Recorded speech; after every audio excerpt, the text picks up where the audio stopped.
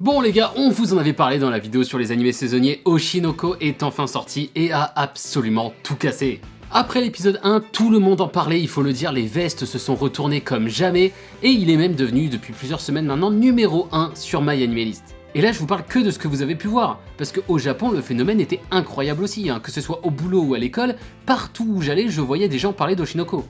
YOASOBI qui fait l'opening, ils ont atteint les 50 millions de vues sur le clip sur YouTube en seulement 2 semaines, et ils en sont maintenant à peu près aux 100 millions de vues. Pour comparaison, le clip pour l'opening de Gundam Suisei no Majo, qui est pourtant un énorme succès lui aussi, il en est toujours qu'à 50 millions de vues après 5 mois. Bref, je vais m'arrêter là, mais vous aurez compris, l'anime est un énorme succès, et en tant que fan du manga depuis bientôt 2 ans, ça fait super plaisir quoi. Et du coup c'était une évidence qu'on allait devoir vous en parler en vidéo, qui ne spoilera d'ailleurs rien du tout, puisqu'on veut pousser un maximum de gens à aller voir cette masterclass. Mais du coup, avant qu'on voit les raisons du succès d'Oshinoko, pensez à cliquer sur le petit pouce bleu et à vous abonner si c'est pas déjà fait, ça fait toujours plaisir. Et ceci étant dit, commençons par un petit résumé rapide. Le Dr Goro est obstétricien dans un hôpital de campagne. Il est loin du monde de paillets dans lequel évolue Ayoshino, une chanteuse au succès grandissant dont il est un fan absolu. Ces deux-là vont peut-être se rencontrer dans des circonstances peu favorables, mais cet événement changera leur vie à jamais. Alors le résumé est très court, mais c'est normal puisqu'on a très vite un retournement de situation dès l'épisode 1, et donc pour pas spoil, je peux pas vous en dire plus. Par contre, je peux vous parler de l'auteur qui est normalement pas inconnu puisqu'il s'agit du grand Aka Akasaka, qui est notamment connu pour être l'auteur de Kaguya-sama Love is War. Alors pour vous donner une petite idée, Kaguya-sama est à la fois dans notre top des meilleurs animés de romance et des meilleurs animés de comédie. Et ce qu'il faut comprendre, c'est que Kaguya-sama était encore en cours de parution jusqu'à fin 2022. Donc là le mec il gérait l'écriture et le dessin sur Kaguya-sama, un des meilleurs mangas comédie romance les plus populaires de l'époque, et en même temps il écrivait Oshinoko qui est vite devenu l'un des meilleurs dramas psychologiques de son époque aussi. Que dire de plus? Ah, et d'ailleurs comme Kaguya-sama est terminé, il vient juste de commencer fin avril un nouveau manga rom-com qui s'appelle Lenai Daiko, donc potentiellement une future masterclass. Et vous en aurez entendu parler ici en premier. Bref, vous aurez maintenant compris qu'Aka Akasaka c'est vraiment un monstre, et en réalité il est même mon mangaka préféré depuis maintenant quelques années. Mais revenons donc au sujet du jour, Oshinoko. Mais qu'est-ce qui fait donc que l'anime est devenu un tel succès en quelques jours alors que le manga était si peu connu du grand public?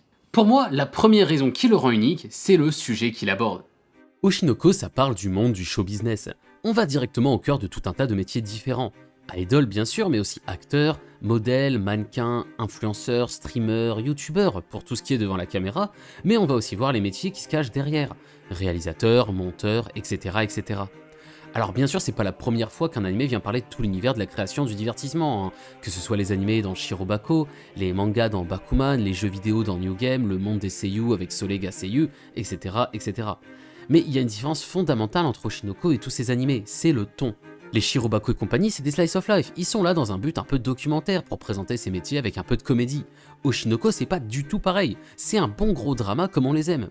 On va y aborder le côté sombre de ces médias, le copinage pour faire partie du staff, les effets psychologiques que peuvent avoir une vie de mensonges constants, le harcèlement massif via les réseaux sociaux. Et maintenant qu'on a tout ça en tête, essayez de me citer un autre animé pareil. Et en fait, je vais pas faire durer le suspense parce que ça sert à rien, ça n'existe tout simplement pas. Ou en tout cas pas avec un tel niveau de réalisation. C'est très simple, si vous allez sur MyAnimeList et que vous cherchez dans les animés sur le thème du showbiz, voilà ce que vous trouvez. Oshinoko, évidemment en premier, suivi par 3 films qui sont tous excellents et qu'on vous conseille vraiment d'aller voir. Au passage, on a une vidéo sans spoil sur Eiga Daisuki Pomposen que vous voyez ici, donc n'hésitez pas à aller la regarder. Et enfin du coup pour les 2 suivants, ce sont effectivement des animés, mais même si j'en ai entendu beaucoup de bien, ce sont des shoujo et en plus ils sont vieux, donc je sais que la majorité d'entre vous ne vous y intéressera jamais. Bon alors ça fait quand même beaucoup de mots pour dire que Oshinoko est un anime qui aborde des thèmes vus nulle part ailleurs. Du coup, pour aborder d'autres raisons du succès d'Oshinoko, on va aussi parler du fait que c'est un anime qui vit avec son temps.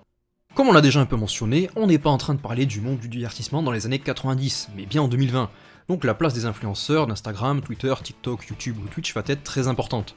L'aspect réseaux sociaux est d'ailleurs abordé dès l'épisode 1, avec les commentaires négatifs des fans sur Twitter. Et on a même tout un art qui va se dérouler dans une émission de TV-réalité, qui est absolument géniale. En bref, l'anime s'adresse directement aux jeunes d'aujourd'hui, et avec sérieux et maturité, puisque bien qu'on ait oublié de le mentionner, Oshinoko est bien un seinen. En plus de ça, on peut pas ne pas en parler, le niveau de la réalisation est complètement au-dessus de ce à quoi on s'attendait. Bien que Doga Kobo soit pas un mauvais studio, loin de là, il nous avait habitués à des graphismes plus standards, on va dire quoi. Ça faisait le taf, mais il y avait rien de spécial non plus quoi. Mais là, ils ont récupéré le chara-design du manga d'origine que je trouvais déjà absolument magnifique, notamment avec tout ce délire des étoiles dans les yeux, et ils ont amélioré le bousin avec des couleurs chatoyantes, des scènes d'animation complètement folles. Sans parler du niveau de talent sur les expressions des personnages, ce qui était hyper important pour un animé où on aborde notamment le jeu d'acteur. Franchement, c'est parfait. Enfin bon, faut pas se mentir, l'énorme succès vient principalement de l'épisode 1.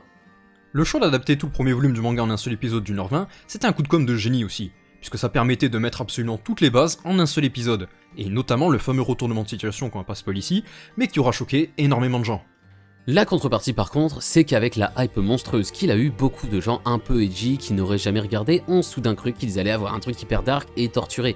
Et évidemment, ils ont commencé à se plaindre sur les épisodes suivants, comme si chaque épisode pouvait provoquer la même claque qu'à l'épisode 1. Mais enfin, c'est qu'un problème mineur. Pour conclure, je suis persuadé qu'Oshinoko sera le meilleur animé de 2023 malgré le très grand nombre d'excellents animés qui sortent. Je suis désolé pour eux, mais là le niveau est juste trop élevé. Pour ce qui est de la reconnaissance du public, je sais pas trop vers quoi ça va aller, mais au moment où j'enregistre, l'animé commence tout juste à redescendre après avoir fait 3 semaines au top 1 des meilleurs animés sur MyAnimeList. Je les vois donc bien stagner vers le top 20 ou top 10 des meilleurs animés à l'avenir. Et ceci étant dit, on en a fini avec cette vidéo. Donc ici le but c'était plus de vous pousser à aller voir l'animé, et donc on n'a pas trop spoilé dans cette vidéo. Mais on en parlera un petit peu plus quand on aura un peu plus d'épisodes, donc peut-être avec la saison 2. En attendant, j'espère qu'on aura réussi à vous convaincre et que la vidéo vous aura plu. Si c'est pas déjà fait, pensez à mettre un like sur la vidéo et à vous abonner, ça fait toujours plaisir. Et sur ces mots, on vous laisse, et on espère vous retrouver très vite pour la prochaine vidéo. Allez,